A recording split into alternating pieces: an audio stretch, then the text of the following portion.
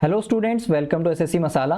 इस वीडियो में हम ये डिस्कस करेंगे कि जो सीईटी एग्ज़ाम है, common eligibility test, railway, SSC और बैंकिंग एग्ज़ाम का, वो 2024 में नहीं होगा। क्यों नहीं होगा? क्योंकि एक आरटीआई रिप्लाई आई है, तो उससे 100% कन्फर्म हो गया है कि 2024 में सीईटी एग्ज़ाम नहीं होगा। और बाकी मुझे तो लगता है कि सीईटी का एग्ज़ाम कभी नहीं होगा। ये हम वीडियो के लास्ट में डिस्कस करेंगे, लेकिन पहले देख लेते हैं आरटीआई रिप्लाई क्या आया है। तो देखिए, आरटीआई में क्वेश्चन पूछा गया था कि जो सीईटी का डेट है वो क्या डिसाइड किया गया है, और दूसरा क्वेश्चन था कि अगर आपको डेट नहीं पता है तो एक्सपेक्टेड या टेंटेटिव डेट बता दीजिए, या डेट नहीं पता है तो एक्सपेक्टेड या टेंटेटिव ईयर ही बता दीजिए कि कौन से साल में सीईटी का एग्जाम होगा। तो रिप्लाई ये आया है पीआईओ का। पीआईओ मतलब पब्लिक इंफॉर्मेशन ऑफिसर, आरटीआई का रिप्लाई यही देते हैं। तो रिप्लाई ये आया है कि डेट अभी फाइनलाइज ही नहीं हुआ है, और यहाँ पे ईयर भी पूछा गया था लेकिन इन्होंने नहीं बताया। इसका मतलब अभी इनको ईयर भी नहीं पता है, इन्हें कुछ नहीं पता है कि कब होगा। दूसरा जो क्वेश्चन पूछा गया है वो ये है कि क्या सिलेबस एग्जाम पैटर्न फाइनलाइज हो गया है एक्सपर्ट कमेटी के द्वारा।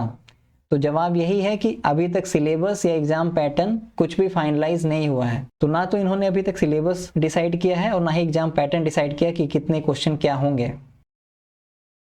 फिर अगला इनसे पूछा गया कि सिलेबस और जो एग्जाम का स्कीम है कि कितने क्वेश्चन क्या होगा, फीस स्ट्रक्चर है, नॉर्मलाइजेशन है, इसके बारे में जो एक्सपर्ट एडवाइजरी कमेटी बनाई गई थी उसने जो फाइनल रिपोर्ट सबमिट की गई है उसकी सॉफ्ट कॉपी दे दीजिए।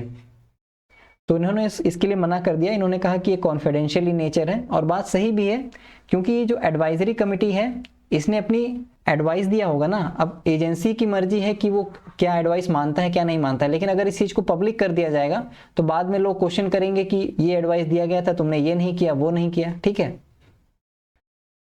बाकी देखो अगला फिर क्वेश्चन क्या पूछा गया था कि जो लोग एनआरए, नेशनल रिक्रूटमेंट एजेंसी में जो लोग काम कर रहे हैं, जो एम्प्लॉयज हैं, उनका डेटा मांगा गया था।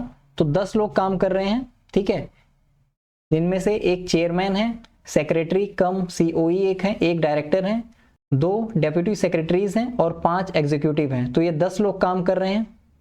फिर इनसे पूछा गया कि एनआरए के हेडक्वार्टर में सैंक्शनड स्ट्रेंथ कितनी है, वर्किंग स्ट्रेंथ कितनी है और कितनी पोस्ट खाली हैं। तो जो सैंक्शन स्ट्रेंथ है वो 33 है, यानी 33 लोग काम करने चाहिए, लेकिन वर्किंग स्ट्रेंथ केवल 10 है, यानी केवल 10 लोग काम कर रहे हैं, वही 10 लोग जिनका डेटा दिया गया। तो 23 पोस्ट यहाँ पे अभी भी वैकेंट हैं, खाली है, यानी केवल 1/3 लोग काम कर रहे हैं और 2/3 वैकेंसी अभी खाली है। ठीक है, 4 साल से सीईटी का काम चल रहा है और अभी तक इनके एम्प्लॉयज ही पूरे नहीं हुए हैं, आधे एम्प्लॉयज भी काम नहीं कर रहे हैं।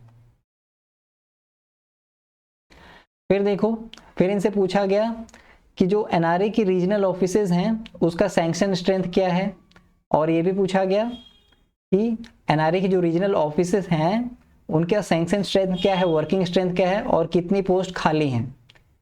तो रिप्लाई ये आया कि भैया ये क्या पूछ रहे हो, कितने लोग काम कर रहे हैं, कितनी पोस्ट खाली है। अरे रीजनल ऑफिस तो अभी सेटअप ही नहीं हुआ है, रीजनल ऑफिस बने ही नहीं है।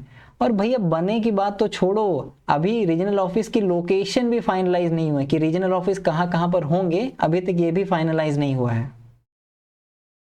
फिर देखो इनके खर्चे देख लो, 2021-22 में इनको लगभग 5.5 करोड़ दिए गए, उसमें से इन्होंने केवल 38 खर्च किए सैलरी पे। ठीक है, और बाकी खर्चों की बात की जाए तो इनको 48 करोड़ रुपए दिए गए, जिसमें से इन्होंने केवल लगभग 13.5 करोड़ खर्च किए। ठीक है, फिर बाकी कैपिटल एक्सपेंडिचर इनको 4.5 करोड़ दिए गए और इन्होंने 1 रुपया खर्च नहीं किया। ठीक है, सारे पैसे बच गए।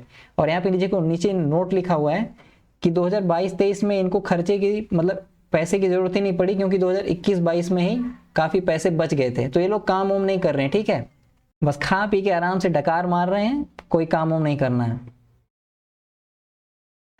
फिर वही पूछा गया जो डिस्ट्रिक्ट वाइज ऑनलाइन सेंटर्स बनाने थे एग्जाम कंडक्ट करने के लिए, तो पूछा गया कितने सेंटर बन चुके हैं, और ये भी पूछा गया कितने सेंटर बनाए जाएंगे। और फिर रिप्लाई है कि भैया अभी तो district wise online centre setup करने हैं, और सेटअप करना छोड़ो, अभी तक तो लोकेशन भी फाइनलाइज नहीं हुआ कि कहाँ कहाँ पे कौन से डिस्ट्रिक्ट में कितने ऑनलाइन सेंटर होंगे।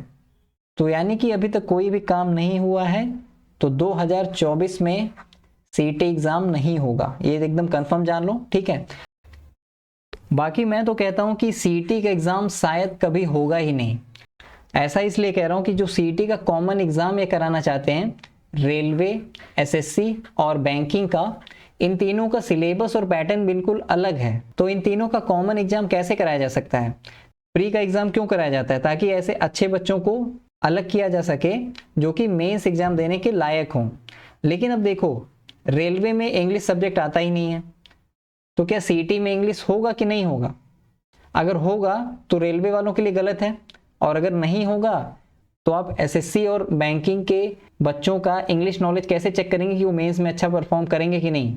हालांकि इसका एक सॉल्यूशन है कि जो रेलवे का एग्ज़ाम देना चाहते हैं उनके इंग्लिश के मार्क्स काउंट नहीं होंगे, लेकिन जो रीजनिंग और मैथमेटिक्स है, तो इन तीनों का एग्ज़ाम, रेलवे, एसएससी और बैंकिंग, तीनों का लेवल और पैटर्न बिल्कुल अलग है।